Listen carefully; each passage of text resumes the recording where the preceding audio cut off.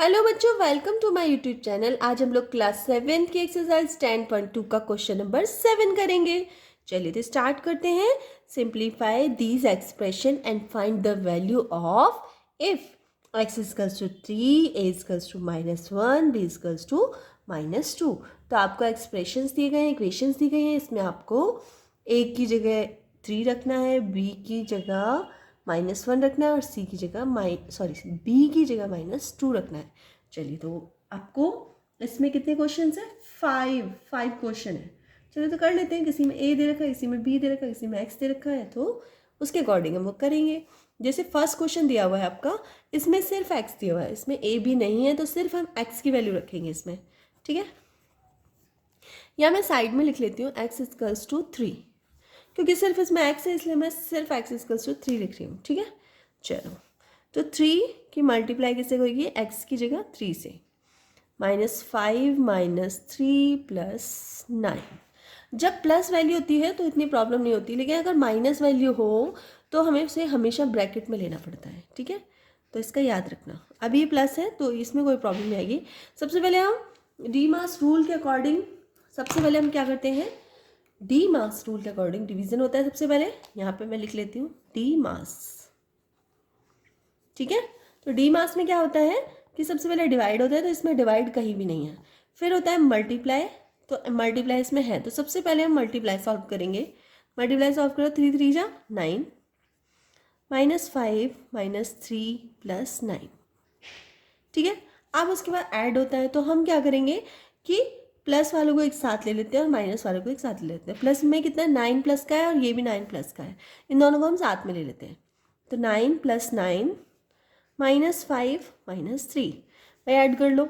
9 + 9 कितना हो जाएगा? 18, और -3 और -5 कितना हो जाएगा? -8। ठीक है, अब लास्ट में आता है सब्सट्रैक्शन। ठीक है, तो 18 में से -8 जाएगा तो कितना बचेगा? 10। तो इसका आंसर हो गया 10। ठीक है, हो गया। चलो इसका हम लोग कर लेते हैं बी पार्ट।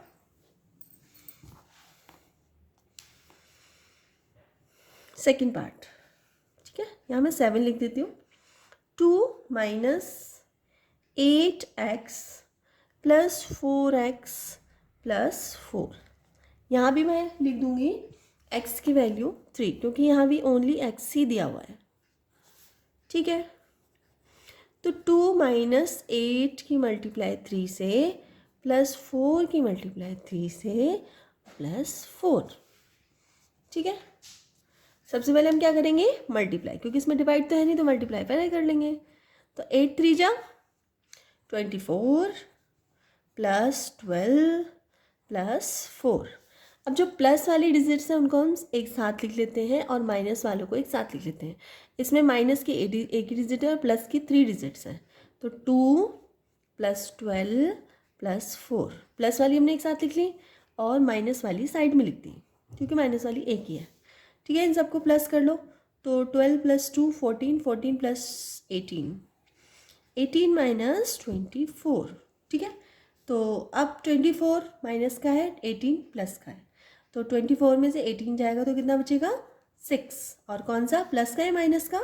तो 24 बड़ा है ना, और 24 क्या है? माइनस का, तो क्या माइनस का 6 बच जाएगा। ठीक है, चलिए इसका करते हैं नेक्स्ट, मीन्स 7 का थर्ड पार्ट। थर्ड पार्ट में दिया हुआ है 3a + 5 - 8a + 1। ठीक है ना, इसमें a की वैल्यू दी हुई है आपको, तो हम लोग क्या करेंगे? a इजकल्स टू क्या दिया था क्वेश्चन में? -1, तो हम ये यूज़ करेंगे। चलिए तो कर लेते हैं यूज़। 3 की मल्टीप्लाई किससे करेंगे? -1 से। अब देखिए, जैसे ही माइनस डिजिट आती है तो हम क्या करते हैं? उसको ब्रैकेट में लिख लेते हैं। ठीक है, मैंने ब्रैकेट में लिखा है, +5 -8 मल्टीप्लाई -1 +1। ठीक है, अब हम क्या करेंगे? 3 की मल्टीप्लाई -1 से करेंगे तो क्या बचेगा? -3 +5 एज इट इज़। -8 की मल्टीप्लाई -1 से होगी तो क्या हो जाएगा? +8 +1। अब देखिए इसमें क्या है, इसमें प्लस वाले एक साथ ऑलरेडी लिखे हुए हैं, हमें अलग से सेपरेटली नहीं लिखना है, तो बस आपको प्लस कर देना 8 + 1 9, 9 + 5 14। ठीक है, अब 14 में से -3 जाएगा तो कितना बचेगा 11, वो भी प्लस का। ठीक है, चलो इसका नेक्स्ट हम लोग कर लेते हैं फोर्थ पार्ट, 7 का फोर्थ पार्ट। ये दे रखा है 10 -3b -4 -5b। अब इसमें b दे रखा है इस बार, तो चलो b कर लेते हैं। b इक्वल्स टू कितना दिया है -2। ठीक है,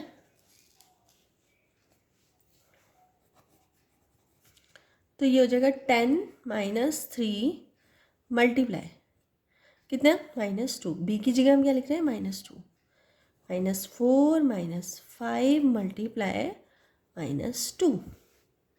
ठीक है, 10 ऐसे ही रहने देंगे। -3 की मल्टीप्लाई -2 से होगी, कितना हो जाएगा प्लस का 6, क्योंकि माइनस की मल्टीप्लाई माइनस होगी तो प्लस हो जाएगा, और 3 की मल्टीप्लाई 2 से होगी तो 6 हो जाएगा, तो ये मैंने 6 लिख दिया। ठीक है, अब ये हो जाएगा -4। माइनस की मल्टीप्लाई माइनस से होगी क्या हो जाएगा प्लस, और 5 की मल्टीप्लाई 2 से हो जाएगी क्या हो जाएगा 10। ठीक है, अब हम प्लस वालों को एक साथ कर लेते हैं, तो प्लस में 10 6 और 10 इनको एक साथ कर लो, तो 10 + 6 + 10 -4, इन सबको प्लस करेंगे तो 26 -4 कितना बचेगा 22। तो ये इसका आंसर आ गया 22। चलो अब इसका फिफ्थ पार्ट और कर लेते हैं। इसका fifth part 2a - 2b -4 -5 +a। ठीक है, तो हमारे पास इसमें a और b है, तो a की वैल्यू कितनी थी, a की वैल्यू थी कितना, क्वेश्चन कहाँ गया, a की वैल्यू थी -1 और b की वैल्यू थी -2। बस ये इसमें पुट ऑन करनी है, तो कर लेते हैं। 2 × -1 क्योंकि a की वैल्यू माइनस है, -2 × b की वैल्यू कितनी है -2, -4 -5, अब ये प्लस पहले कर देंगे, और a की वैल्यू कितनी है -1, इस तरह से। ठीक है, आप लोग कर लेंगे इस तरह से। ठीक है, 2 की मल्टीप्लाई करेंगे तो कितना होगा -2, माइनस की मल्टीप्लाई माइनस से प्लस, 2 की मल्टीप्लाई 2 से 4 -4 -5, और माइनस की मल्टीप्लाई प्लस से होगी तो -1। ठीक है, अब आप एक काम करो, माइनस वालों को एक साथ ले लो, प्लस वालों को एक साथ ले लो। तो मैं प्लस वाला एक ही है तो इसको इधर कर देती हूँ, बाकी माइनस को एक साथ -2 -4 -5 -1 प्लस कर दो, माइनस वालों को प्लस कर दो पहले, तो 5 1 6 6 4 10 10 2 12, तो माइनस का 12, माइनस के 12 में से प्लस का 4 जाएगा, कितना बचेगा 8, वो भी माइनस का। ठीक है, तो इस तरह से क्वेश्चन नंबर 7 कंप्लीट हो गया आपका। अगर वीडियो थोड़ी सी भी यूज़फुल लगी हो तो प्लीज़ वीडियो को लाइक कर देना, चैनल पे नए हैं तो प्लीज़ चैनल को सब्सक्राइब कर लेना, और अपने फ्रेंड सर्कल में ज़रूर शेयर कर देना। चलिए तो मिलते हैं नेक्स्ट वीडियो में, तब तक के लिए बाय।